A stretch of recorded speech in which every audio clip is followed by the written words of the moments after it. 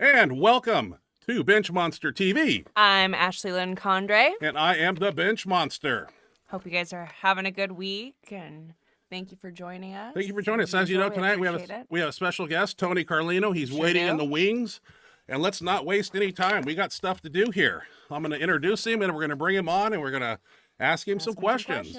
Yep. So I'm going to play a little bit of Tony's 1080 bench right here, and then I'm going to read a little intro, and we're going to bring him on.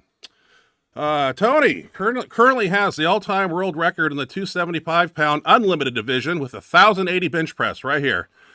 He is top 5 all-time in the 275-pound weight class multiply with 905 bench press. He won the Arnold Classic competition in 2017 and 19.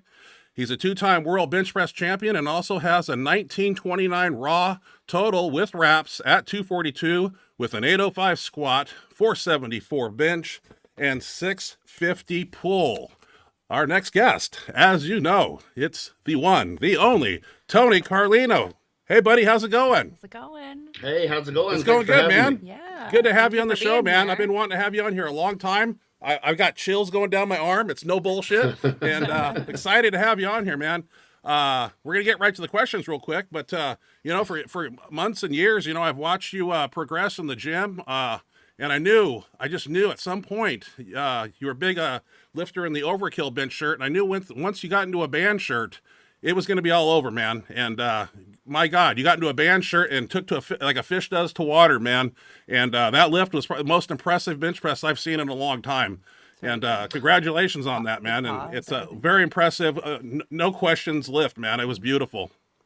I appreciate that. Yeah, it's been a wild ride with that thing, but that's by far my best competition lift, if not probably best lift overall, gym or anything. So I'm really proud of that one. And as I read today, I think on Facebook, you said, I believe you're are the only individual under 300 pounds that's done 1,000-pound bench press. Is that? Well, it's the biggest bench under 300 pounds. Okay. Jimmy Kolb is also under 300 pounds. I'm sorry, Jimmy. Yep. Yeah, Kolb, and I think Hoff did it under 300 pounds. 275? Too. Yeah. Okay. Yeah. Right on, man. Okay. Ashley, let's break this. Yeah, let's roll right into these questions. Yeah, we got a lot to do here, and we don't want to be on here all night. All right. Although we could. Okay. So, when and how did you get into weightlifting in general, and then how did you get introduced into powerlifting? I started weightlifting because my basketball coach had us start lifting weights in high school just to get stronger and stuff, and then I was progressing a little bit more in the strength aspect than most other people. And so after high school, when basketball wasn't around anymore, I just kept doing it and kept following it. Yeah. How I got into powerlifting. So I've always wanted to powerlift, but I never really pursued a meet. I was kind of nervous to actually do a meet. I was shopping at Kroger one day, and I saw a big dude walking down the aisle. I was like, God, he took up the entire aisle. I was like, that joker's huge. Who is this guy? So I didn't talk to him, didn't go up to him, but I was like, man, that's crazy. So I'm checking out. I get to my car. I'm putting my groceries away in the car, and I see the dude staring me down, and I'm like, all right, am I going to get mugged? What is going on here? I don't know what's about to happen. So I finished putting my stuff up in my car. He drives up, and he's like, hey. And I look over, and I walk up, and it's John Grove, who owns North Georgia Barbell. And he saw I had a Elite FTS shirt on, and I was like 220, so he could tell I lifted the weights a little bit, but he invited me down to his gym to squat. I think it was on a Tuesday, to squat that Saturday. And I was like, you know what, if I'm going to be serious about this, I might as well just go and see what it's all about. And so I was hooked ever since then. A couple weeks later, I think, I jumped in to do my first meet, 2 weeks out. I just found one. I was like, let me just try it. Let me see if I like this thing. So took off from there. Nice. Very cool. Did you play any sports in high school? Well, and you already told us that you played basketball. Did you play anything else other than basketball, or was basketball your main thing? Basketball was my main sport. I played for 9 years. I played 1 year of football in 8th grade. Okay. But I played basketball for 9 years. Yeah, I wanted to go to the NBA, but heights not really on my side there. Right. Walking 5'7", so I kept up with the weightlifting, so Nice. Paid yeah. off for you, definitely. How much did you squat, bench, and deadlift in high school as a freshman and as a senior, if you remember? My first ever bench max when I was a freshman was 155. Wow. I remember that. We never deadlifted in high school. Um, I don't remember my senior year. My max bench at the very end of my senior year was 275. Damn. Wow. But I didn't lift from freshman to senior year. I lifted in just PE class Mm-hmm. in my freshman year, and then senior year is when I actually started lifting for basketball. And so I was in there consistently, 275 bench, and then I think it was like a 350 squat, but we Wow. didn't deadlift. So That's it impressive. was maybe to parallel. So Okay. How much did you weigh in high school? when I started out, I think I was 135 pounds. Oh, wow. Okay. Yeah, when I started, I think I probably ended high school. I think I probably put on 20 pounds or so, Oh, 155. wow. So I was very small in high Yes. school. So yeah, When you kind of already talked about this a little bit, but when was your first meet and how much did you squat, bench, and deadlift? my very first meet was December of 2012. Oh, wow. Okay. Uh, yeah, USAPL meet. I just did bench only because that's all I really cared about at the time, and I didn't know this was a bad idea, so I weighed 225 and did a 5-pound weight cut for a 2-hour weigh-in because that's what USAPL Oh, Oh, was. wow. And so I tried to regain everything, not knowing what I was doing. So I had a 385 bench. Went for 402, but I missed it. It was a state record then, but yep, live and learn with that one. Right. Shouldn't have weight cut it. Should have just went for it, but that's all right. You live, you learn. Yeah. What is your training split? Like, what days do you do what lifts? Most of the time, sometimes it switches because I have to work every third Saturday. Okay. So it throws off my schedule every third week. But for the main part, it is Monday is back. Tuesday is my second bench day. Thursday is back again with, I'll throw in a little bit of legs. I'm in the Jimmy Kolb no leg day right now. And Saturday is my max effort bench day. Okay. Right now, I just train 4 days a week. Okay. Okay. All right. When you're prepping for a competition, what does your diet look like? Are you pretty clean, or you eat as much as you can, anything and everything? My diet's the same year round, unless I eat the same thing every single day. If I'm trying to gain, it's a lot easier to do it this way because if I want to gain, I'll just add some meat or carbs or Right. whatever. Or if I want to lose, I'll just take a little bit out. Right. But I eat the same stuff every single day. It just makes it a lot easier that way. I eat pretty clean. I can break it down if you want. I was gonna It's ask, yeah, what pretty- do you, yeah. Yeah, so my breakfast is 1 scoop of protein, 3/4 cup egg whites, and some liquid fish oil Oh, wow. for some healthy fats. Second meal is 7 ounces ground turkey with peanut butter. I don't put the peanut butter in there, but I eat it Right. with the meal. Third meal is 7 ounces of fish, usually salmon right now is working for me, with peanut butter with that meal too. Okay. And next meal is 7 ounces grilled chicken with a cup of jasmine rice. And I snack a lot during the day too. I have a lot of snacks, but this meal wise. And my next meal is my pre-workout shake, which is 1 scoop protein, 3/4 cup egg whites, and I use a carb powder in that shake right about 30 minutes to an hour before I train. Okay. And then post-workout, I do 50 grams of carbs, or I'm sorry, 50 grams of protein, 100 grams of carbs, fast digesting carbs, fast digesting protein. And then right before bed, I'll have another shake, 2 scoops of protein powder, about a cup of chocolate milk, and more fish oil in that. That's pretty clean. No fast food at all? Oh yeah, I'll eat fast food, Okay. but not like it's not on my Not diet staple. consistently. It's mostly on the weekends. Okay. Um, Saturday and Sunday, I don't eat those meals unless I just have extra.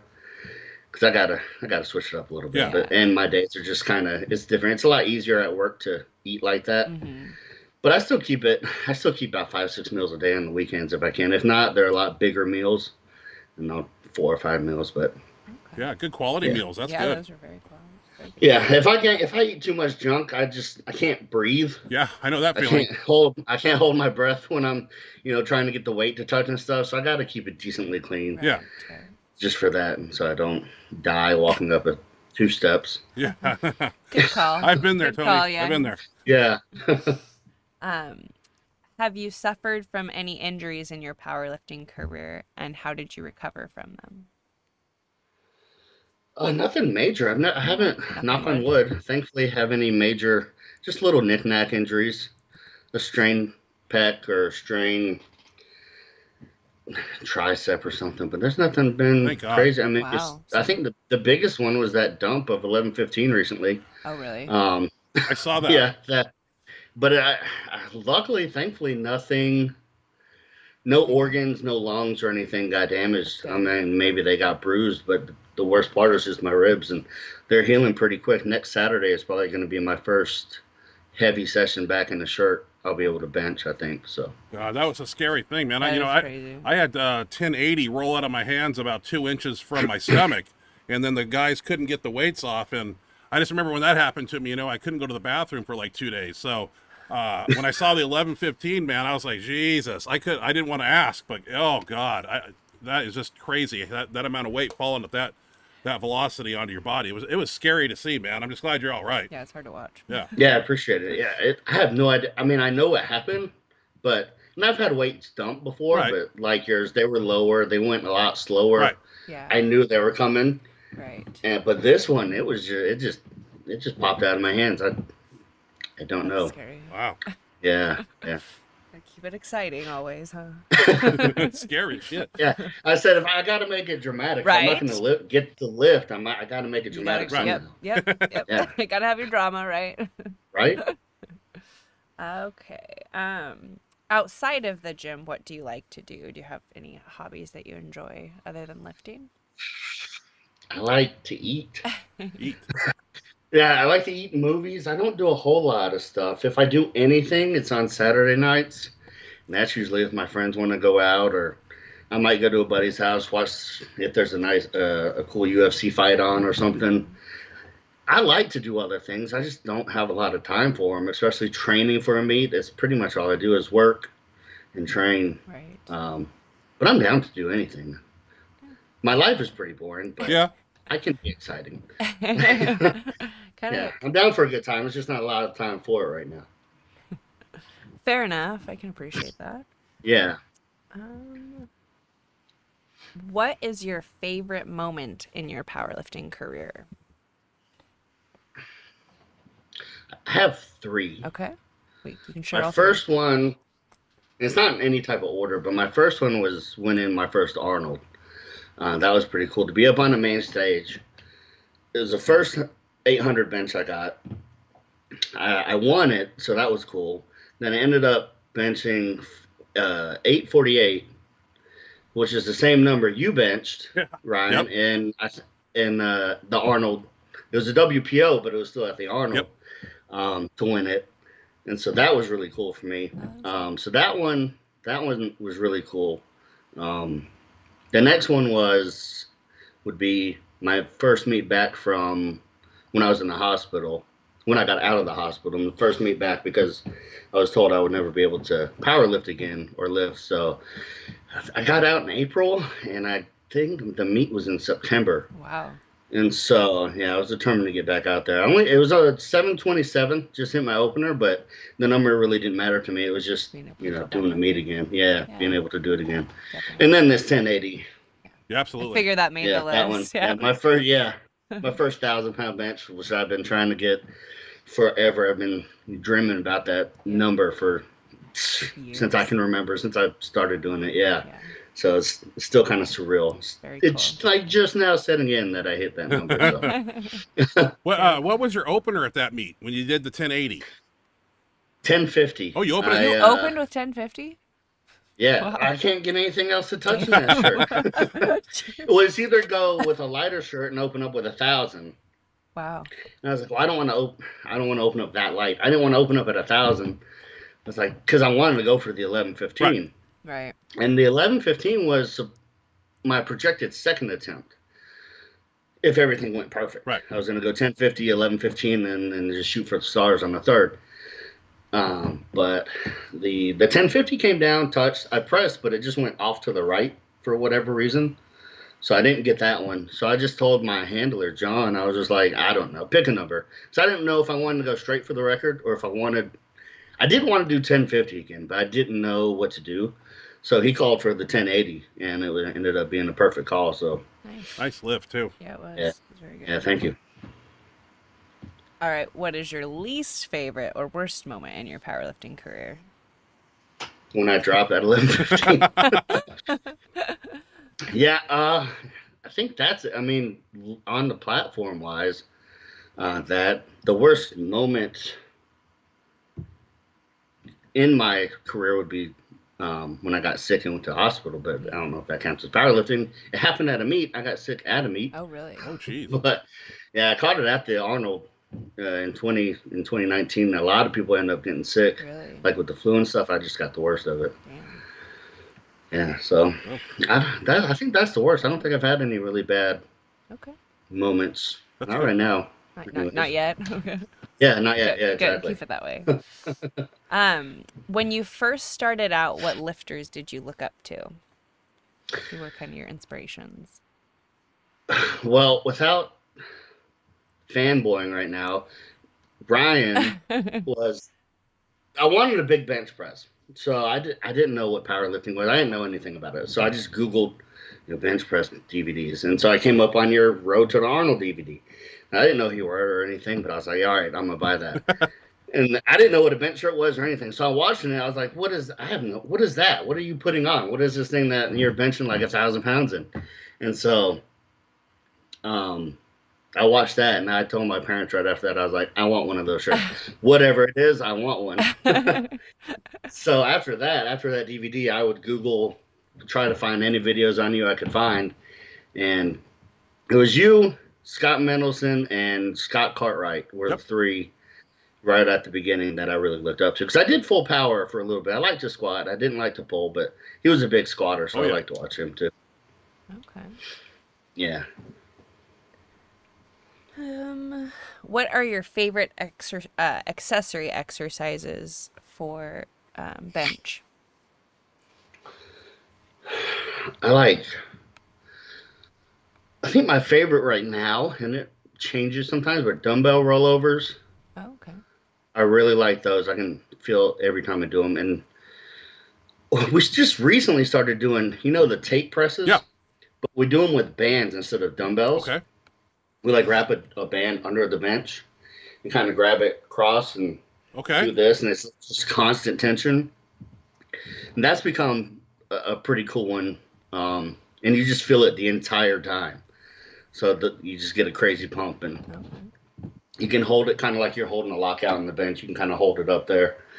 That one I like JM press too. Okay. I hate doing back. I do it twice a week, but I don't like anything back.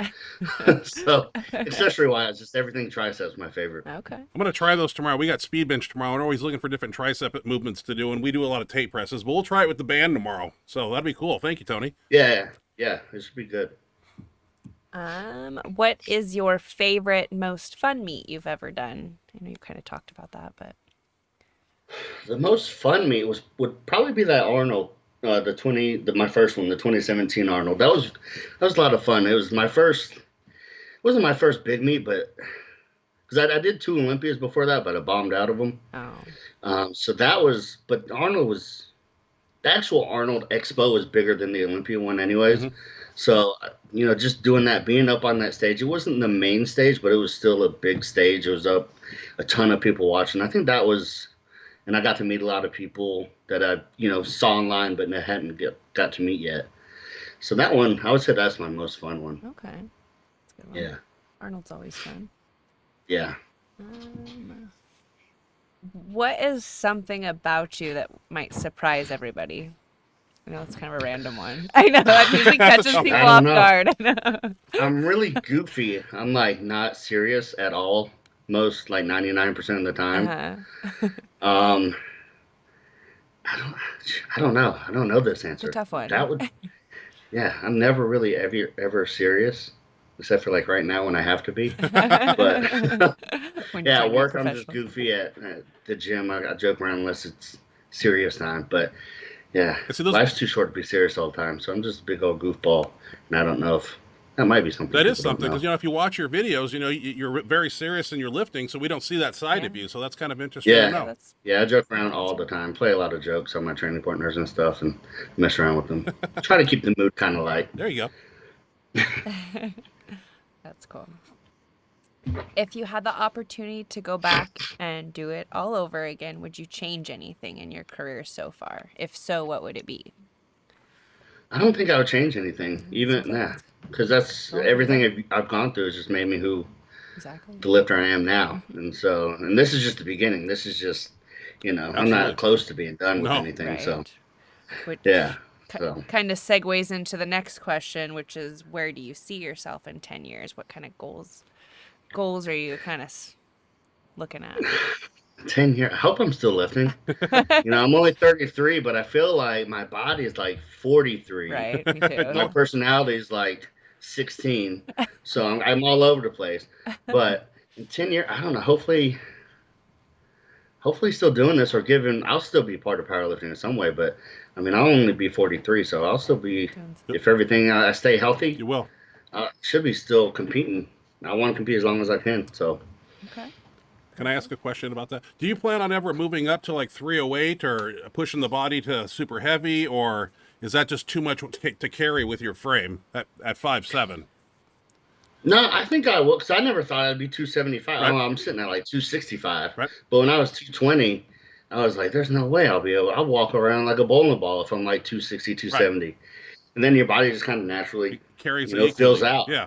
Yeah. So, I mean, I don't want to be too much heavier. I would like to get to 300 pounds. That'd be kind of I cool. like to see that. Yeah. But I don't think health wise, I could probably go too much higher than like 308s. Do you have a CPAP No. by any means? Yes. I Okay, do. same here. Okay, Yeah. it's a good thing to have in this powerlifting era, especially if we're, Yeah, I did a sleep study. When I got over like 240, 250 body weight, my sleep started getting horrible. So I went and did a sleep study. I think they said I stopped sleeping or stopped breathing 69 Yep. times an hour. That's Wow. dangerous. Yeah. That's crazy. So they're like, you need one right now. And ever since I got one, complete game changer. Same here. Jesus. Okay, I didn't mean to interrupt. It makes me think when he's answering questions, and I just had to spit them out real quick. Sorry. Well, it's almost on you. Okay. This is my last question, and then Okay. we'll shoot over to yours. What advice can you offer new lifters that are just starting out? Oh, take it slow. It's a marathon, not a sprint. Learn good technique. I think that's the biggest, the technique. We got a couple of young lifters, in our gym, and this one in particular, he's like a sponge. Anything you tell him, he'll do. No questions asked. He came in barely getting 2 plates, I think, maybe a rep or two, and then and I think this might be like within 5-6 months, he just hit a 285 bench. Oh wow. Nice. Like 2 weeks ago. And because he just listened, and not just to me, but to everyone. And he just learned technique. He didn't rush. He just did what he, was told to do and follow, and he worked hard and everything. And so, yeah, just learn the technique. Don't try to rush anything. I know that's probably the hardest part is wanting it now. Right. Wanting everything now. Definitely. agree with you on that. know. Definitely. Okay. Yeah. I I think we got those two. got a few questions here for you, Tony. Okay. What does a typical max effort heavy bench day look like? Exercises, etc. I don't ever have a plan when I go in. Okay. I might have a specific number, but I'll go in, warm up. On a shirted day, I'll warm up to about 4 plates raw. Okay. Throw on my shirt. Throw on it depends on what I'm doing, but I'll throw on a lighter shirt. Work up to about mid-8s in that. Throw on the more heavier duty shirt right now and go do my sets over 1,000, whatever they are for the day. Then I do 2. I usually do 2 if I'm not too dead after that. 2 heavy tricep exercises. Most of the time it's 1 free weight and 1 cable movement. And then I do shoulder side raises, dumbbell side raises. Try to get some shoulder work in there. And then if I'm feeling it, I might throw like a pec deck or something just to get the blood flowing. Yeah, don't do anything too much on heavy days because the heavy bench session just kind of taxes me. But make sure I get at least those 3-4 other things in there. Do you do your own bench press programming? I do. I haven't ever had any coach do a program for me. Awesome. Except for one time I had reached out to Scott Mendelson. I don't know how I got in contact with him to do it, but it ended up happening. He had me in the shirt twice a week. Like max effort both times. And I was like, what is happening? Like it was like the 3rd week. So it was like the 6th time I'm in the shirt. I'm like, I'm dead. And this was single ply too. And the single ply shirts bite and rip into you more than multiplies. And so I'm like tender, all beat up with the shirt. And he's like, all right, just go to 3 board or, put more weight on. I was like, I can't get it down to touch. He's like, just add more weight. I'm like, not that I learned, stuff from him. His training methods aren't necessarily what I would do right now, but they weren't bad. They just, but that's the only actual coach or trainer I've had. I used to just do my own thing. I talked to Scott last week, and I told him I was having you on the show, and he goes, yeah, I coached him. And that was the last thing he said, and it's funny you brought his name up. Funny, Right on. Yep, that's the only one. Do you wear a mouth guard when you bench heavy? No. I used to, because I saw Tiny Meeker use it a lot, and I was like, well, if he's using one, it's got to work. And it did not work. I did grit down on my teeth when I benched heavy, so I was like, and I didn't know I did it, until you get up and it releases, and I'm like, oh man, I was grinding on that one. And so I used it for maybe a year or so, but I don't use it anymore. I don't bite down anymore, so I don't use one. Yeah, over the course of my career, I ended up cracking 3 molars, and because I never wore a mouth guard, so I had to get a bunch of crowns. But I wear one now when I go heavy. So, how many days did you take off of training prior to benching that 1080? 1. So that meet was that's not my typical thing. So the meet I was supposed to do was supposed to be the next week. It got canceled. So let me back up. I text the meet promoter Friday before I actually did the meet. So it was a week out from the actual meet I was supposed to do. I texted him to ask him what kind of equipment he's going to have, if he's going to have face savers, what kind of bench. And he's like, oh, the meet's canceled. And I was like, what? This is a week out, and I'm just learning this. Wow. He's like, yeah, there weren't enough people signed up, so we had to cancel it. I was like, wow. All right. And so I wanted to do a meet close to that time because I was invited to Tiny's meet beforehand, but I wanted to get that 1,000 pounds official before I actually went. And so, and I wanted to actually do a shirt or a meet in the band shirt anyways, just to get, a little warm up in. And so I was trying to find a meet around that same time, nothing too crazy far away. And the only one that I could find was the next day. But I was supposed to work that day. So I had to try to get somebody to cover my shift, call the meet director, see if he'll take me. So 5 o'clock that Friday evening, I get somebody to cover my shift. And so then I called 2 of my training partners, John and Dan. And I'm like, and John has been there for me. He'll do anything for me. He's been there for me since day one. He'll do anything. So I was like, I think I pretty much have one guy for sure. Okay. So I call him, and he's like, yeah, I'll go. And I call Dan. He's like, yeah, I can do it. No problem. I was like, thank God. They just dropped everything and came up with Oh, me. wow. And so I called the meet director and I told him, I was like, can I do the meet? He's like, yeah, just come on up. I was like, okay. So that's 5 o'clock. 8 o'clock, us three are on our way up to Tennessee to go to the hotel and get ready and weigh in the next morning. So, yeah, I had just benched Thursday night. Oh, wow. Yeah, I benched Thursday night. I didn't go crazy heavy, but I was in the Rob Farrell little Widowmaker, his slingshot device. I worked up to 600, nothing. I didn't want to go crazy heavy, but I wanted to feel some weight.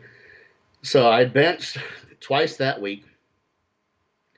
2 days before, I knew I was doing the meet, 16 hours before I actually did the meet. And so and then to make it worse, I usually do 2 tricep exercises per workout, if not maybe 3, but we ended up doing 4 all-out balls to the wall tricep movement. Yeah, because I was like, well, my meet's next week, and I only got 1 more bench session, so like, why not just kill it? And so my triceps were killing me the day of the meet. I'm trying to warm up, get blood in there. I was like, you know what? Just go for it. I can't, I just got to try it. So, yeah, that one was just, I had 1 day of rest. Oh, geez, Tony. I usually take the whole week off. That's what I figured you were going to say. Wow. Yeah. I'm going to skip over the next question because you brought up training partners. How important are training partners? Very important. There is no way I would be anywhere close to where I'd be without my training partners, without the gym owner and his wife. They do anything for anybody, but they'll do anything for me. They get weights, bars, give me key, let me train, whatever. Give me free membership to go in there. They've been there for me since day one. And so there's no way I could do anything without them. My buddy John, who's always, if you watch my videos, always the center handoff guy, always there.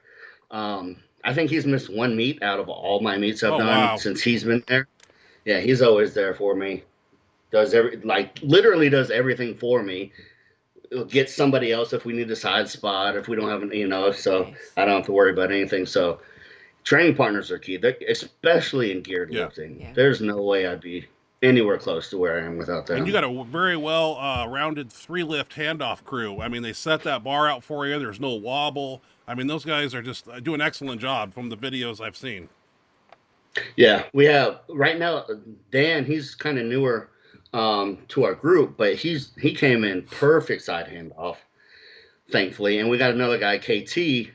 I don't know if you listen to my videos, but he's the guy who's always yelling. You probably only hear his voice. Big old. I always say he adds like 25 pounds to the lift every time because he just gets everyone hyped. He goes crazy. So, but he hands off side handoffs too. So I have very lucky to have those guys. What type of bench bar do you use?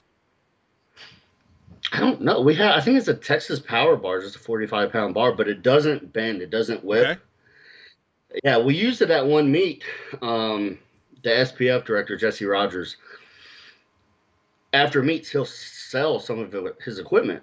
And so we used that bar one meet, and it didn't budge, like whip or anything. So like I was saying, the gym owner, Curtis, he's like, how much do you want for the bar? He sold it, got it that next day. And basically, I mean, not just for me, but he had me in mind doing it because I needed something that would hold the weights without going crazy on me. Right. So it's worked so far. It's kind of a weird question. I'm not taking anything away from it, but I was just curious. What areas, if any, in your bench game do you feel you need to improve? Everything. You can't be too good at any one thing. I think I need to improve on everything if I want to get better, if I want to move up. The one problem I've consistently had is getting my butt comes up a lot. Too. I won't say a lot, but it happens in the meet. I used to bench on my toes and stuff, but handling this amount of weight, I can't. If you got if your handoff is off just by a little bit, you're kind of flipping over. Right. So switch to flat footed and it's worked great. But every now and again, I'll have a problem. Like the meet before this one, I had 2 good lifts. Well, I got it up, but my butt came up twice, so I got called for that. So that's my one area I really need to work on, bench press wise. But I would say overall, I just need to just keep getting better at I agree with everything. you. Yeah, I was watching your 1080 video today from the back end, and I've been looking at your feet placement a lot, and you definitely got your feet based out, flat-footed, and it looks good to me, man. I mean, from Yeah, the last 3 weeks of this training cycle, I finally kind of, or the one before the 1080, I figured out where to go, how to actually use the shirt correctly, and where to put my feet, like to where my butt won't come up. Thankfully, yeah. So hopefully that sticks, and I can keep it like that. Last question I have is, what's next for Tony Carlino? Next is the Tiny Meeker meet, the invitational meet that all of us 1,000-pound benchers are invited to. So I'm just focused on that right now. After hopefully next Saturday, I can start training for it. 3 weeks. My ribs are still healing, but they're healing really quickly and stuff. So yeah, I'm not looking past that meet. I'm just looking to do that. I'm really just focused on that right now. This is kind of a last-minute question, but I'm curious. Now that you're in a band shirt, will you ever compete in the overkill shirt, like in a normal bench press shirt? Or are you going to go band shirt, do both? Yeah, I'm gonna do all three. I'll do single ply, multiply still in the poly, and I'll do the band shirt. So I think it might change, but after this tiny meet, I don't have a meet planned, but I kind of want to do some single ply stuff just for a little bit. Yeah, cool. I want to hit 1,000 pounds in all three shirts.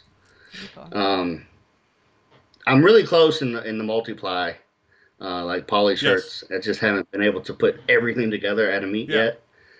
And I've done 1,000 to one board in single ply, so I think I could get it down a touch. And, the overkill shirt seems to be working pretty good. I've been watching you. Yeah, it works really well, but it's also really frustrating. It's super. It's great pop, but the line is so specific. If you don't get that perfect line, you're not going to touch, or you're not going to get the pop, or But I mean, it's not a bad shirt. It's a really good shirt. So I just gotta figure out be more consistent in that shirt in order to get it. All right. Yeah. Well, we're gonna run over to the chat box now. Ashley, would you want to read those? Okay. And we'll answer them. Remy Shirley, been watching Tony's lift all week and appreciating the full range and power of the lift with a great lockout. Ryan and Tony, how do you feel about Mike Womack's lift just recently, apparently breaking the world record? Well, we don't badmouth anybody in here, and we never will. All I got to say about that is it's not the first time you're going to see something like that happen in powerlifting, and it's not the last time you're going to see that happen. So it's one of those things that's going to happen, and whether we like it or not, life will go on. And, next week it may happen again. So it's just the nature of the beast of this sport, and, that's about all I got to say. Yeah, I agree with that. Yeah. All right. Paul Loffer, hey guys, how's it going? How you doing, Paul? Remy Shirley, what up? Excited for the show, says 3 minutes on my end. These guys were in here early, all of those guys. We appreciate that. Hope you're... It's time to talk straight and bench press. Hell yeah. Let's see what we got. I'll help you. Oh, Tiny Meeker says the all-time strongest bencher under 300 pounds. Tony Carlino, right here, man. Nice. Very cool. Good to have you, Tiny. Still surreal hearing something like that. I bet. Very cool. Hey guys, gotta love Tony. His memes on Insta have me given every day. Have me going every day. Hey, what made you become the biggest bencher? And congratulations. So, Me? I'm not the biggest bencher yet. Yet. Maybe one day. One day it will happen. Yeah. But yeah, I just love benching. I followed Ryan since I was little, and then saw Tiny, saw Scott, and I was like, that's where I want to be one day, and I just haven't stopped. I was going to ask you, Tony, that shirt you wore for the 1080, was that a 3-ply or a 4-ply Pharrell? That's a 4-ply. Okay, because I've been working with a 4-ply, and I just been having a hell of a time just getting it sized right. So I was just wondering. Yeah, that's the biggest part with that thing. Cause I had another 4-ply, but the chest was too Right. small. I couldn't even get 1150 to There you touch. go. How And I told him, I was like, I need a wider chest. That's all I need now. I'll be able to touch something lower, and I'll still be able to press it. And then he got it out to me, and sure enough, it okay. worked. Yeah. So you had to work back and forth just a little bit. Yep. Okay. Tiny Meeker. Tony, we are playing horse in Houston. Horse. Oh, The basketball. Going down. Yeah, shooting was my thing. I'm too short to do anything under the rim, so I had to go way out. I had 3-pointers all day. I got Really? Like to see that game between you and Tiny. That Oh, should be good. It's happening. Yeah, it'll happen. Sean Tavald. Good evening, everyone. Great episode as always. Bruce Mason, my boy Tony. Awesome to see you on here. Well done on your achievements. I saw some of his attempts of 900 years ago in Alabama. His hype team and handoff guy were great to watch. Yeah, he was there for my first 900 attempt a couple years ago. I think it was in Alabama. His wife was competing. I walked in, I was like, hey, I know you. And he wasn't competing, just handling her. But yeah, KT is the hype man he was talking about. He's second to none. I'll put him up against any hype man. Really? Yeah, he's the best one out there. Where were we? Sean Sean Deal. Deal. How do you come back from a bomb? I'm assuming that means bombing out in a Recent. Yeah. Recently, it's just been coming back and bomb again. I had four straight bomb outs before I, got this meet. But, they sucked, but you learn something new or something different from every single one. And you just try to correct it. And, sometimes you have a bad day or not. You can't get too high. You can't get too low on those things. Sometimes, I'll get a little discouraged, but I'll just take like a week off and try to think about anything else besides powerlifting or bench press. I'll just do anything else. And then it takes like a week, maybe 2, and I'm right back at it. And I'm, fired up to get going again. Yeah, I myself have bombed a few times in a row, and you kind of do exactly what he's saying. Just put everything aside. You kind of reset the system and come back with the same game plan, but a few tweaks maybe. But it happens to all of us. I mean, then once you figure it out, man, you become consistent. Remy Shirley. Tony, at the Arnold, did you talk to any strongman competitors? And have you tried any of the strongman events for fun? And how did you do if you did? I didn't talk to any strongman competitors. I saw one, Martins Lises. I think that he just won it like a year ago or something. He was after the bench competition. There's a deadlift competition, and he was handling somebody in the deadlift competition. So I didn't go up and talk to him, but I saw him there. Oh, cool. So I've tried the log press before, and that's pretty fun. Okay. Doing that thing. Yeah, it's kind of hard, getting the technique down, but it's fun to switch it up and do something like that. But that's the only thing I've ever tried. Okay. Jerry Cool, as a fellow super heavyweight, Tony, we need to see you at 308 plus. Nothing wrong with being chunky. When you guys are in the poly shirts, what did you think to get the bar down quicker? Poly shirts, like Rage X shirts like that.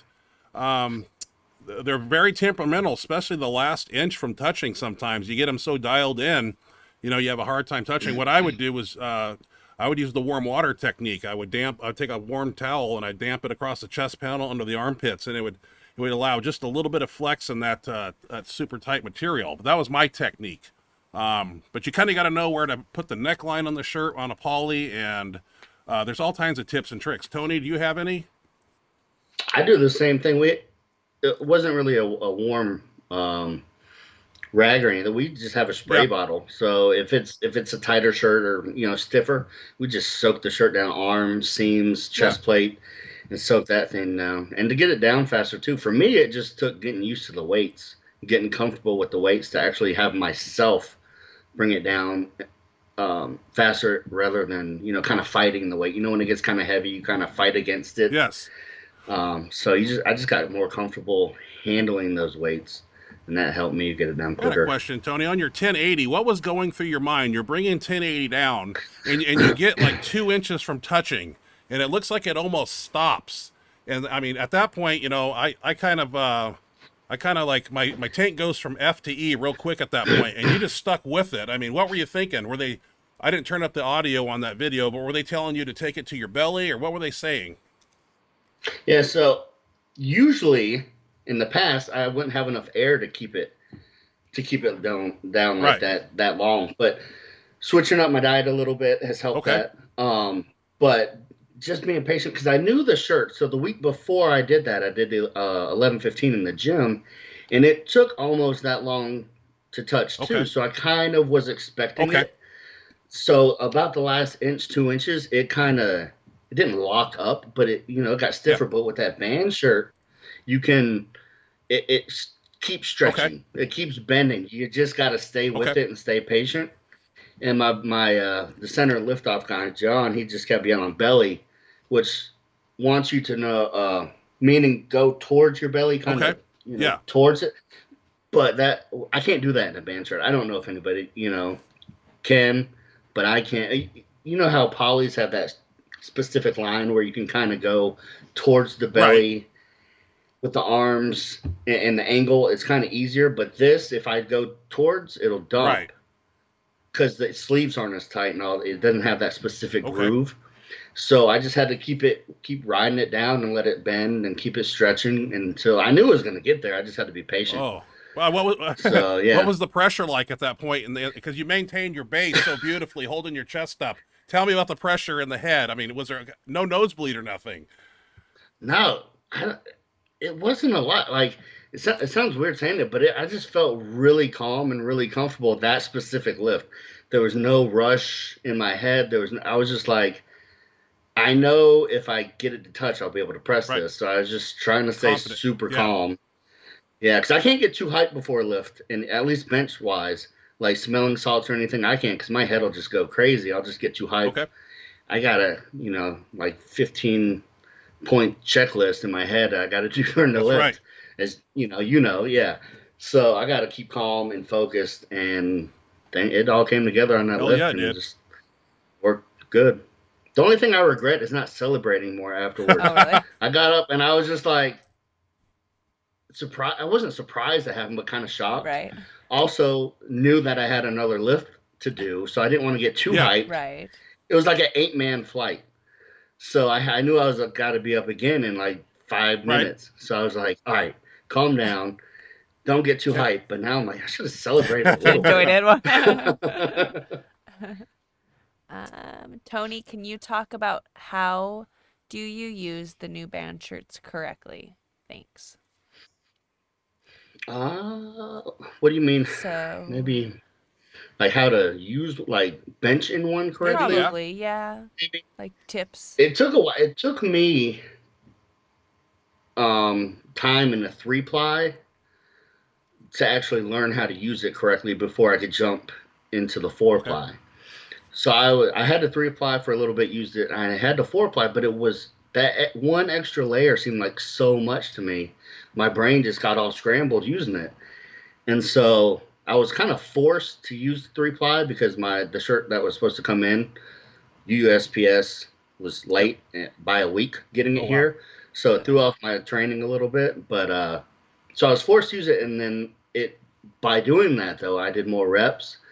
And so I had more time under the bar to figure out where to take it on the handoff, where to take it out and stuff. And you really got to set the band shirt in your lats. Like you have to do it. In a poly shirt, it kind of does it. It doesn't do it for you, but there's more of a pocket. You can Right. feel it. This one, you have to create the pocket yourself. You have to, otherwise it's not going. It'll go where you go.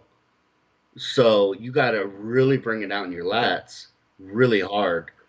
It feels like it's going to dump, but I mean, if you perfect it, it's basically a straight line down. So just doing that, staying up while you bring it down, and just the way I can best describe it is let the shirt bend over you, if that makes any sense. In my head, that's how I see it. You know what I mean? Mm-hmm. So when I bring it out and I let it kind of just start bending over me and just be patient with it. Okay. And that's how I figured out how to use it. And so when I jumped into the 4-ply, it started clicking. and it wasn't all discombobulated. But you gotta be super patient in it. And so if you're used to a lighter shirt, maybe jump into a 2-ply to get used to it or something. Get used to the shirt. For people that aren't handling such heavy weights. But yeah, you got to really take time to learn that thing.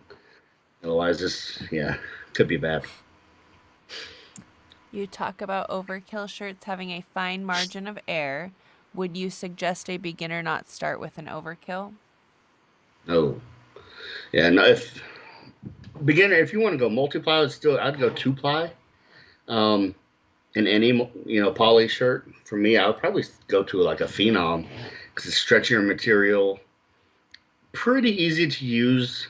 The line is specific, but it's not as specific as the overkill. It's not as strict, so you have a little room for error, but still able to complete the lift.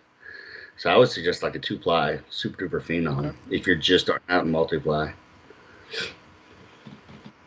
Todd B. Craft, does Tony use a CPAP for better sleep recovery?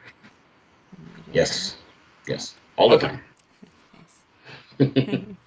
Paul Loffer, hey Tony, how far are you away from Nashville? I would like to come down sometime and bench. I know John Grove for almost 16 years. Okay, yeah, Nashville is only, I think it's 4 hours. Oh wow! I think it's not very far at all. Okay. And Knoxville was like 2.5, almost 3. I'm not super familiar from where Nashville is to Knoxville, but I don't think it's any more than 4 hours. Hey Tony, how far are you from Kennewick, Washington? Is it a 4-hour drive? I think I plugged it in one time. It was like 10 or 12 hours straight. Oh wow! Yeah, nonstop. Holy crap! Well, I should know that I drove from Fort Myers back to here in 3.5 days. So, Wow. I should have stayed down there, man. A lot of great lifters back east, man. Oh, what do we got next? One Rep Max has a question. So Tony, do you have any experience with denim?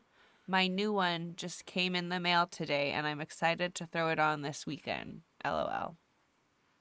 No, I've never used a denim shirt. The gym owner at our gym had a bunch of old shirts he used to use. He had a denim one. He gave it to me, but I still haven't touched it. Those came out before I started anything bench-wise, gear-wise. Okay. Here's a good question. Joshua Wallace, can you talk a little bit about your second bench day? Reps, speed, both? I used to do speed work. I don't know if I did it correctly. I don't know how to do speed work. As far as setting up the band tension and all that, I would do like 185 up to no more than 225 and set up some type of band and do speed triples, 9 sets of triples with different grips, 3 sets each. I got away from that a little bit doing this band shirt stuff because I felt like it was beating on my elbows a little too much, and I wasn't seeing the benefit of the speed work just because I wasn't doing it consistent enough, and I didn't know the mathematics behind it or whatever to be, to get a lot of carryover like I probably should have. So I just switched it up recently to a close grip workout or bench is kind of like a secondary movement on that day, tricep dominant, but I'll throw some type of pin press, close grip, spoto press, stuff like that, JM press. It's not always benching. 99% of the time it is, but it's the reps are medium. The weight's never really too heavy. Okay. It's like 6 to 8 reps, medium weight, get the blood in there, get some work in, but it's nothing too heavy. My body can't handle 2 heavy days in a row or in a week. It just doesn't work like that. I'm finding that out myself in my older age too. It's things are starting to take their toll as we get older, but you're a young man, man. I wish I was 33. I tell you that. Last question. Another one came in. Oh, another one came in. Okay. Predictions on the baddest bencher meet. I'm gonna win. That's exactly right. That's how you answer that. Perfect. You can't, and that should be everybody's mindset going in who's going to compete. You can't go in thinking anything else. Right. Not to sound too cocky, but I think if I come in on point, I have a really good chance to win I it. agree with you. But it's not going to be easy. Those guys are going to be everybody's going to be gunning. I mean, it's a lot of money on the Yeah. line. It's a lot of money for second and third too, but you want that number one. So it's just everybody else wants it just as bad as I do. So And that's another reason why I asked you what bench bar you train with. I know Tiny Meeker is going to have a little thicker diameter bench bar, and I myself have not benched with that type of bar. I don't have that type of bar like a Bulldog bar or a well, I don't know what Dave Tate's bar is called, but they're a little thicker diameter, and I know Tiny's going to be using that bar. So I was just wondering if you have ever benched with a little thicker diameter bench bar. yeah, funny enough, the meet I just did, the 1080, had a thicker. They used a 50-pound Okay. bar. Warmed up with a 45. Okay. Came out and did the meet with a 50. I don't know if that had any effect on me dumping it, dropping it, but it didn't help. I didn't complain. Like nothing wrong with it. I'll bench with whatever. Okay, good to hear. But yeah, so we used to bench with a squat bar. Right. A while back. 'Cause it's the only bar that could hold enough plates and that, and stuff. So I'm kind of used to it. I don't think it'll Make a difference. Okay. mess. Yeah, too much. Okay. Remy Shirley has another Do question. you drink alcohol? LOL, Tiny Meeker, are you drinking?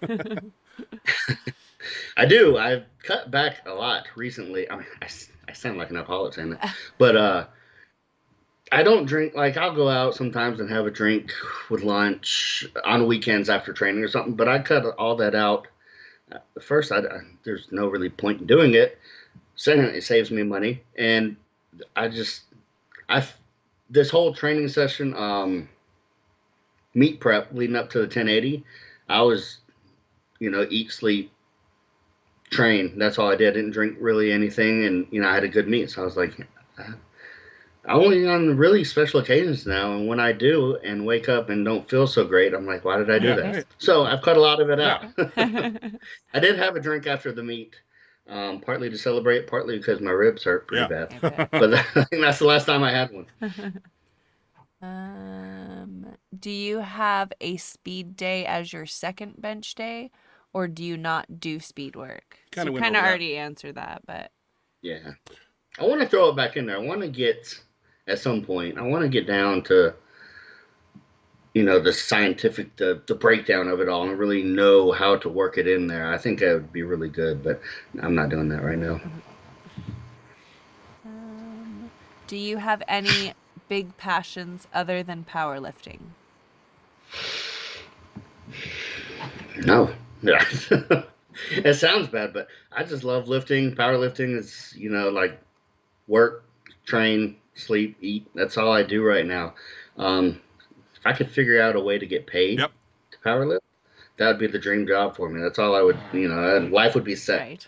I just have to figure that part out. But that takes up all of everything for me right now. Especially with that 1080 right now when you're in your pocket, man. I mean, I know what that feels like, Tony, and man, I foresee more benches coming, and definitely the 1100. So and plus, so I'm excited. Yeah. I really wanted that 1115 at that meet, but all things factored in. But yeah, I want to go well above that and stuff. So a lot more to come. Nice. Where we at? To piggyback off of the speed question, do you do reverse grip bench? I have, yeah. Jimmy Cole kind of made that kind of popular to do after he did it. A lot of people started doing it, and I was one of them. And it really hits the triceps hard, really good. And I was doing it one day, and unfortunately, I strained my pec pretty bad on it. Not really bad, but enough to where I had to take some time off of benching. But I love doing it. I want to get back to it. I do it. Yeah, I was doing it a good bit before I kind of tweaked my pec. Okay. I'm going to the meet in March. I'm doing the IPA Bench World. I will hopefully talk to you there after the meet. I'm only 4 hours away from Atlanta. That's Paul Loeffler asking that. Okay. Yep. Okay. Alex Estrada, Tony, do you like any bench gods from the 80s and 90s? I don't know. What was Anthony Clark? Was he 90s, 80s? I think I want to say early 90s, late 80s, early 90s.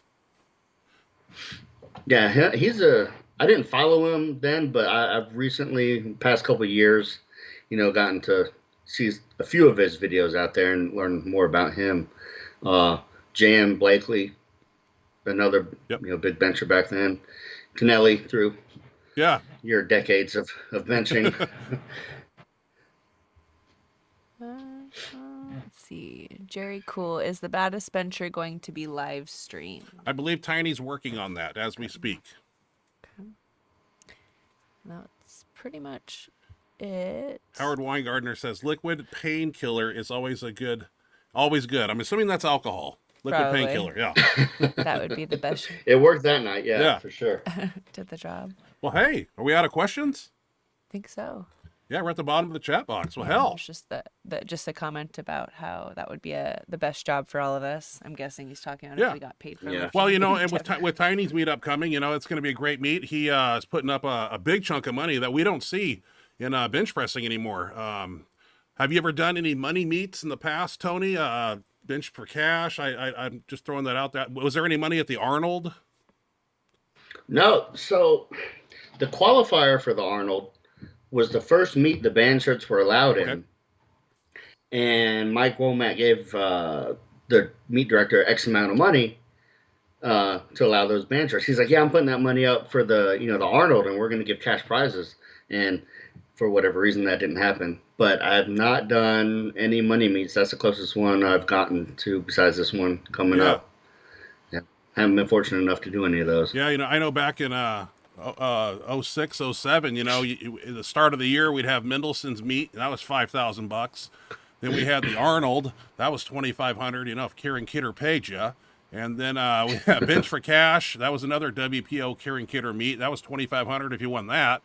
And then, so it was kind of fun, making a few bucks doing what we love. I like to see that come back, when Tiny threw up this money, I was like, man, last time this type of money's been up was when we went to the Ukraine, in 2007, and they put up $15,000 for the #1 bench, and if you broke the world record, and yada, yada, yada. So this is a good thing to see, and, Tiny's really trying his hardest to put on an awesome contest. I think it's going to be well run and well promoted and live streamed, and it'll be a good show, and hopefully, with any good luck, we can do it every year. I don't know if there's that type of money to do this every year, but that would be like that's a meet I'd like to do every year if he had it. I mean, one at my old age, man, I can't do 7 meets a year anymore, so my body is aching to hold up, but one a year, I think these old bones can handle, but that's probably one meet. I'd like to see him, if it goes well and if the finances are there, definitely doing it again. So, yeah, I know he's doing one. I know one in, I think it's April or July for some reason. A Metal Militia meet up in New York is putting up like $5,000 for a bench meet, and then Shauna Mendelssohn and Hellbent Barbell and 9/11. They're doing like a 9/11 meet. I don't know the cash prizes, but there's going to be cash up for winners and stuff. I don't know how much, but I know those three Bruce right now. Mason. This Bruce year. Mason has just chimed in with some information here. Ashley, you want to read those? Come compete at Pharrell's meet in July. It's a money meet. We will all be there, and Rob is putting up $10,000, I believe. Yeah. There we go. July.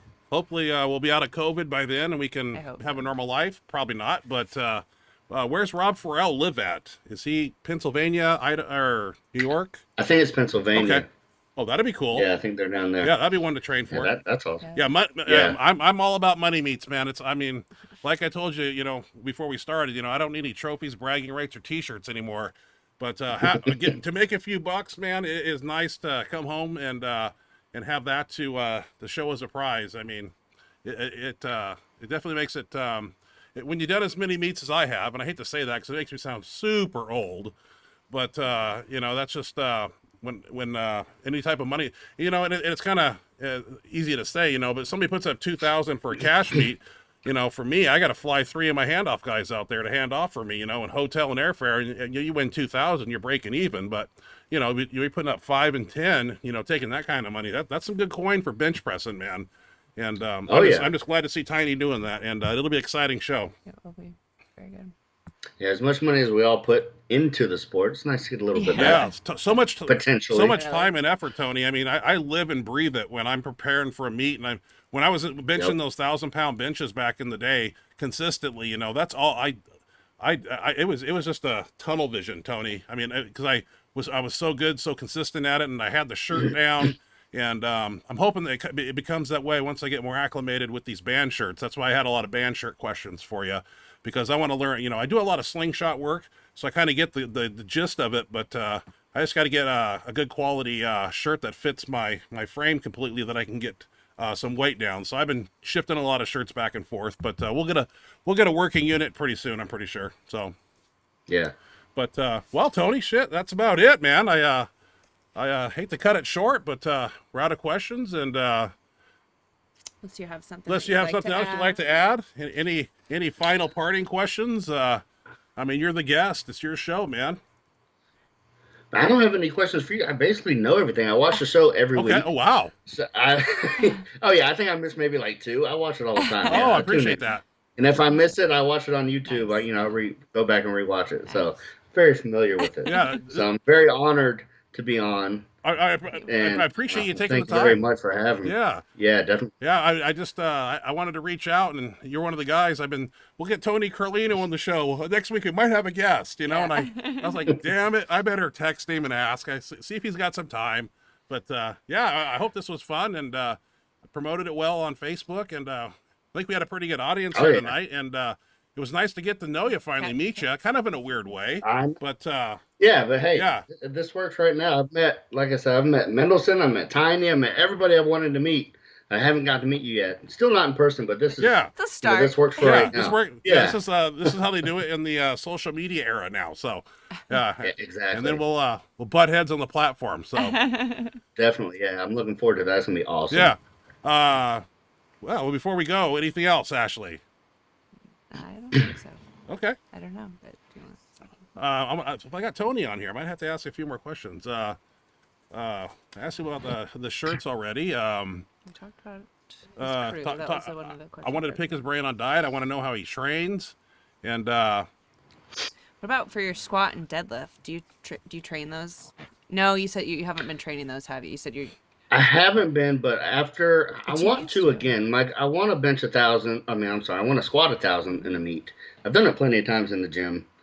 I've done 2 full power multiply meets that I didn't train for. I just kind of hopped in, ended up. I think my best squat there is 950, 830 bench, and a 675 pull was my best pull.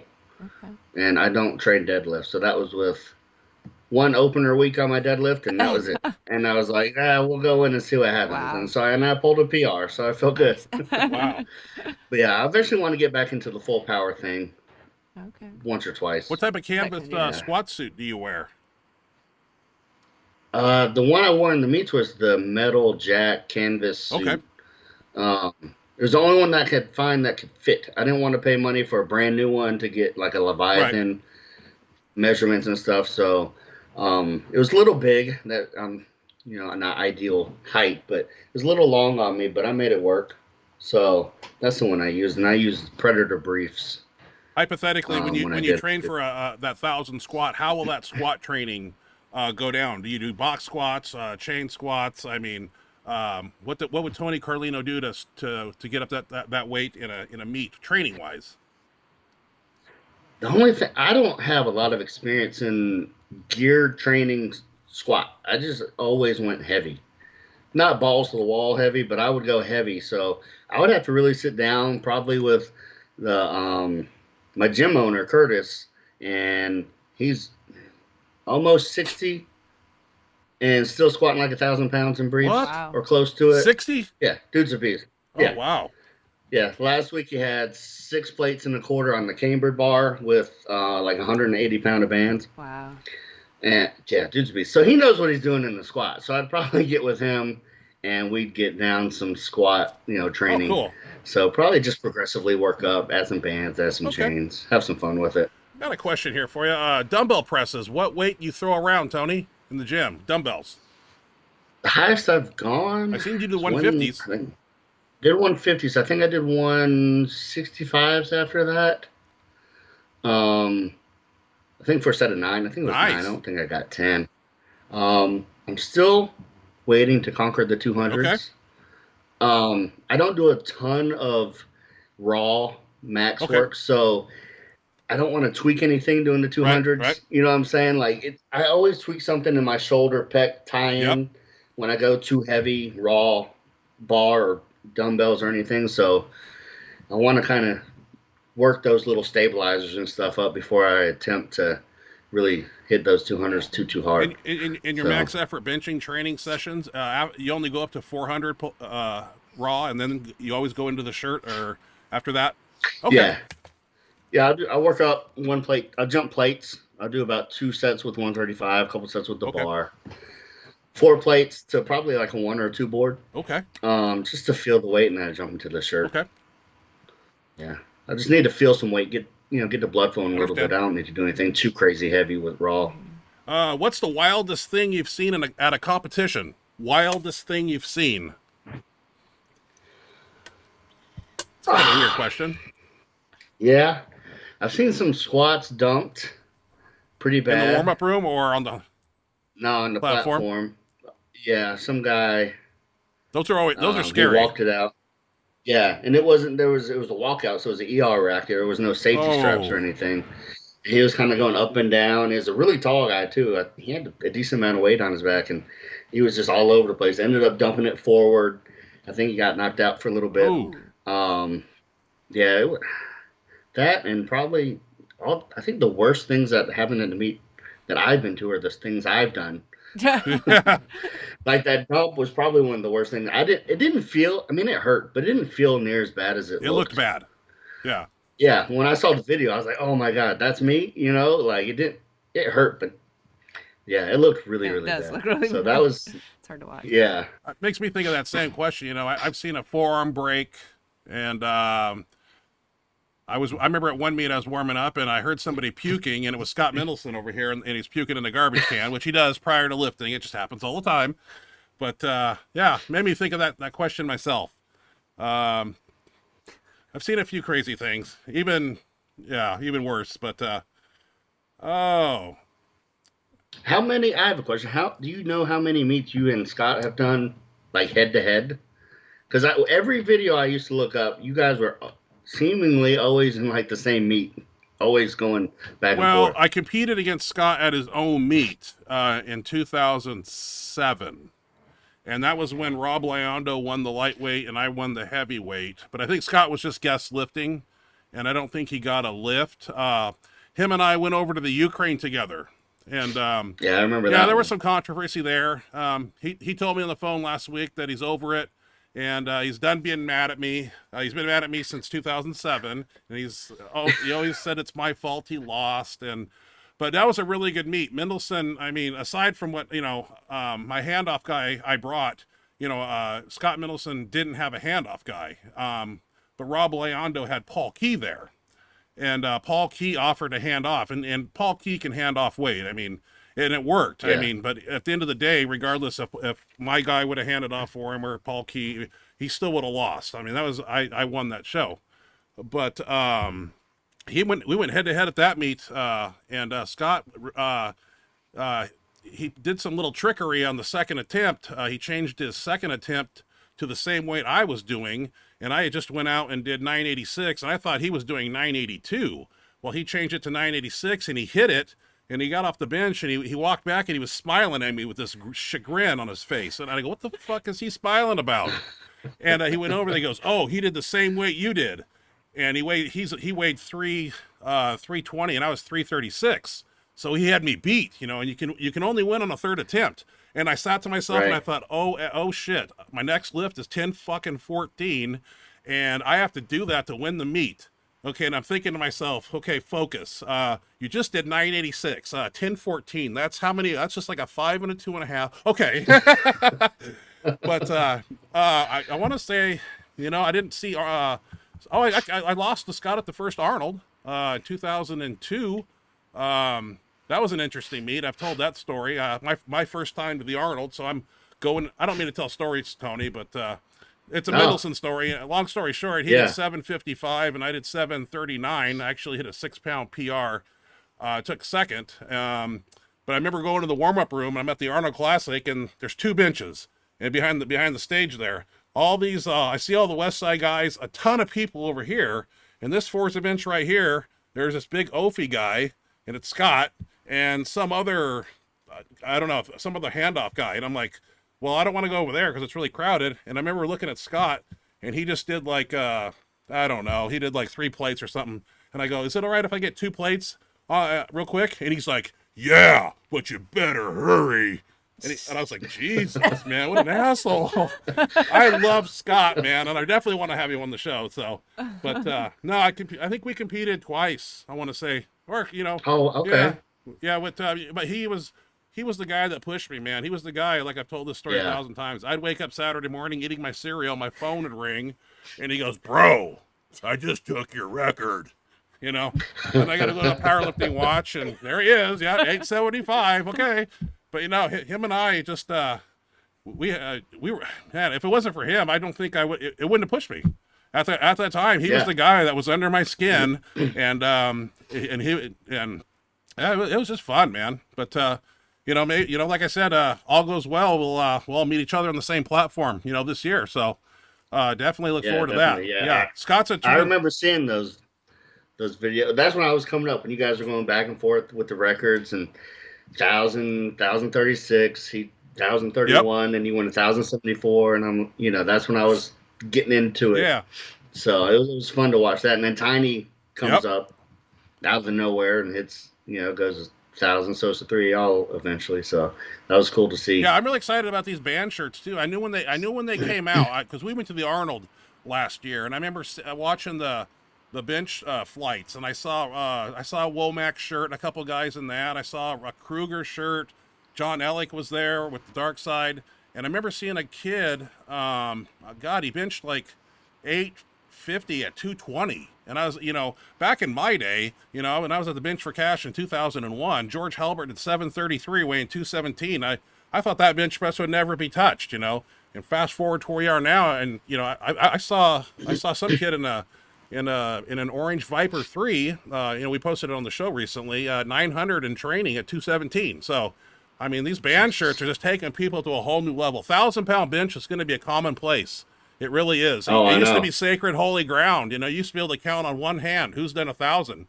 Now there's more people. Mhm. I'd love to see it, man. I think it's the sport's evolving. Some people don't like these band shirts, but I said back in the day, it's the future, man. It's going to be, it's the next greatest thing, and people are going to wear them, and it's just cool to see, man. I'm all for it, man. Some people, they want to say, oh, it shouldn't count here. It's just it is what it is, man, and it's nothing's going to change it. We're seeing more and more band shirt manufacturers now. John Inzer has a band shirt coming out, Yep. and so it's kind of cool. So Yeah, this is fun to see. I didn't love it. I didn't like it at all when it first came out. I didn't like it personally in the same division as the multiply poly shirts and all that. I just thought it was a little too different. yeah, But I said the first time I saw one, I was like, if it gets its own division, I'm all for it. yeah. If it gets its own division, I'll throw one on. And like the day it happened, the next day I'm trying to get another one. I'm like, they look fun, they look cool to use, and so I was like, yeah, I'm interested now that it's separate. Right. It's got layers to it, single ply, multi. Now you got the unlimited. It's just another aspect to it it brings excitement. Everybody basically you hear that uses one now just loves it. Yeah. Yeah. Bruce Mason just did like a 960 or something like that, and he says he loves it. Bruce Mason's gonna First time Bruce he's been- Mason's gonna put up 1,000 pounds soon. I mean, the Oh, more he yeah, trains in definitely. that thing. Where Yeah. are they counting these unlimited records? Is it openpowerlifting.com? Where do we find the records for the Yeah. unlimited division? Yeah, it's open powerlifting. Okay. They have a drop down tab. You can go raw, Okay. raw with wrap, single ply, multiply, and then it's unlimited. And so they throw multiply in with the unlimited, but when it's the unlimited division, but when it's the multiply division, when you just click that tab, it doesn't throw the unlimited Okay. shirts in Yeah, 'cause there. I haven't went and looked at it yet, but that's really cool. I mean, got to get my name in there. You're in the 275s already, right? Yes. Yeah, 275s. What do you plan So on weighing at Tiny's meet? If you don't mind me asking. no, yeah, I want to get a little bigger. I want to put on a little Okay. size, but I don't want to do it too quick. It's only like 5 weeks away or something like that, four and a Right. half. So I don't want to put it on too fast. Otherwise, like I said before, I won't be able to breathe. I won't be able to hold my breath as Okay. long, and that's going to be crucial for me to do it. So right this morning I weighed 266.6. So if I get if I got to like 270, right around 270, I think is is realistic to still be able Okay. to hold my breath and be healthy to do that. So right around there. I don't want to get too heavier right now. No. I tell you what, Tony, I was, I went from 220, 240, 260. When I got up over 300, it was a little hard walking around and carrying it for a while. And there were Yeah. times like, I don't know if I want to do this. And, I never did a lot of GPP work or conditioning. I mean, I was Nope. just, hey, I all I got to don't do is either. lay down and do this thing once. How much wind do I need? But no, Yep. I let myself go a little bit. But I'm a tall guy, Tony, 6'2" and a half. And I got a Yeah. long bench stroke, so it kind of helps if I have a little bit of a gut. So but I do the things that I got to do, to get my best technique out of that lift. So, but Yeah, I definitely want a little more belly. That's in real life it's not so no, fun, but in benching it helps a lot. So I can get rid of it later on. is So there anything you do to work on your arch? Do you do any rolling a 4-inch PVC or stretch? no, I don't have a really big arch. Okay, It's decent. I say it's right. medium, but I don't do anything to work on it. I recently got something you lay on that helps your arch, and you can move it to different heights. That I want to start using a lot What's that more called, Tony? I'm because interested. I don't know. Okay, I'll find it and I'll shoot you a message though, because I don't really remember. I ordered it a while back on okay, Amazon. I haven't used it much, but yeah, I'll look at it and I'll message okay. it to you. But yeah, I don't work on it too much. I've asked Cole because he's got an insane arch. Tremendous. I was like, "What do you do?" And he just kind of comes natural to Yeah. him. He does a few things, but it's nothing, you know, that nobody else has done. Yeah. So he's Okay. Well, hey, Tony, I have no more questions, and we won't keep you too much longer. It's been an hour and a half. It's been a load of fun. I mean, I look forward to meeting you in person very yeah. soon and sharing the stage with you, and hopefully again and again after that. Hopefully we can continue doing this type of 1,000-pound bench only, an invite only kind of contest. That would be fun because it's when Yeah. I go to meets, back in the day. I'm not competing against anybody 99% of the time. So a meet Yep. like this is a game changer. Everybody is in the same, area as we are. And that's Yep. a different, that's a different environment that I've never have been used to. So this ought to be an experience to experience. So Yeah, I'm really excited. It's the same here. You go to local meets, you're basically chasing numbers. yes, Like I'm just always chasing them. Nobody really local is going to have the same numbers no, as us, per se. So to go to a meet like this is going to be awesome. A lot of people ask me, what do you want to hit? Whatever it to takes to win. win. I Yeah. don't. It doesn't matter. Yeah. I hear you there. 1 pound more than the next guy. So it's really fun to actually go into a meet with that kind of game I plan. hear you. Yeah, So definitely. yeah, I'm excited about it. All right. Well, Is 1,100 on your mind for the meet? That was just a question that came Yeah, yeah, that's the lowest number in my mind. in. Yeah, yeah. I 115. think it's gonna take just guessing, thinking if everybody's on. It's gonna take 1150 to that's what I said. 1200 to win this thing. 1150. You Yeah. know, Crazy. yeah, 11. Yeah, I think 1150. If somebody's getting crazy and puts up 12, then you gotta do what you gotta do. Damn. So Yeah. yeah. Uneffing real, man. Who would have thunk? I mean, back in the day when I looked up to Anthony Clark and Ken Lane and they were 750, 775 benchers. And hey, look where we are now. And where's it going to be in another 10 years? Jesus. I mean, Right? human beings are evolving. And I mean, every time I turn on, Facebook, so-and-so, 1,000 squatter now, so-and-so, I mean, Julius Maddox, I mean, on and on. It's just, it's so crazy to see how strong human beings are getting these days. And it's Yeah. just cool. I mean, look at Kolb. He's 290 at 5'5" 5 or 4. Yeah. He's putting up 1,050 single ply like it's nothing. You know, he gets over 300 pounds. He's going to bench 1,200 in a poly. You know, Kolb is a wild card in the meet, man. I sit and try to strategize. You know, like, well, who's going to do who's going to do that. You know, but Kolb's kind of a wild card. His time under tension, the way he can stay under that amount of weight for that amount of time. I don't know how does he breathe or does he not breathe? What the hell's going on with it? The lift takes 30 seconds to do, and he doesn't quit. And it's yeah. I mean, I don't think he's human. I don't think he is either. I don't think it counts when he does it. He's not from here. I don't think he's got red blood. I think it's green like mine, but I don't know. Exactly. Yeah, it's incredible to watch him do what he does. Yeah, and just impressive, man. I mean, it's Yes. so cool to see, man. Well, hey, Tony, thank you again very Yes, much, man. I it's been appreciate very you coming fun. on the show, and this has been a enjoyed lot it. of fun, man. I've been wanting to do this for a long time.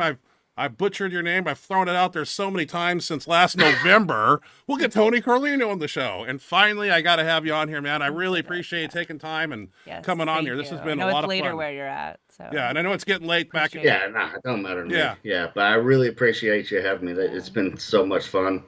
Such an honor to be on here, so I really appreciate No, it. but It's you our know, pleasure, I like yeah. to say we'll do it again at some point. You know, after you set the Absolutely. set another bench press record. You know, definitely like to have you on Yeah. again and talk training strategy and what you did to get there, what you did different, and just touch Yep. bases again, man. It'd be fun. Well, Tony, thank you, man. Yeah, Thank definitely. you so much. We Anytime. appreciate All right, it. guys. It's been Yeah. great. Well, ladies and gentlemen, we're calling it a night now, and we'll do it again next week. And Tony Carlino, we're signing off. Thank you And so much for joining good night, us. everybody.